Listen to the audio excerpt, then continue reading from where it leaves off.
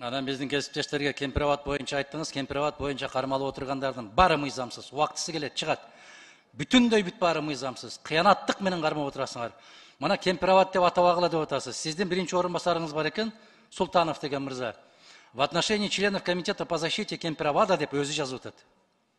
Мына могу жерде турат. А депутаттарды айтып атасыз кайра-кайра кемпирабадды эске салбагыла деп. Кемпирабадка тиешелүү кишилерди кармагансыңар. Мирзиёев келип кеткенче бекитип туралы деп. Мунун тагдыры, мунун келечеги чыгат. Акыр аягында бүт баары чыгат. Ошол элимди, жеримди, суумду коргойм деген азаматтар мыйзамсыз. Адахан Кимсанбаев, сиз жанагы окуганды аягына чейин окусаңыз болмокта. Кемпирабадды коргоо комитети деп жанагы отурган уюмду жазып атат. Ал иш боюнча жазган жок, мен орун басарым. Ошону аягына чейин окуп койсоңуз турат. Ал ошол комитет түзгөн комитетиңиздердин атын жазып атат. Анан бул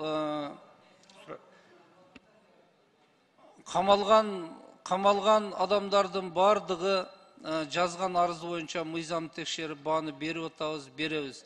Эч ким ичине кысым, басым жок. Мына бүгүн да соттон Башкоргочу Аразды үй камагына чыгып атат. Кимдир бирөө кордо укугун коргосо, бизге кайрылса кайрадан карап беребиз biz аны.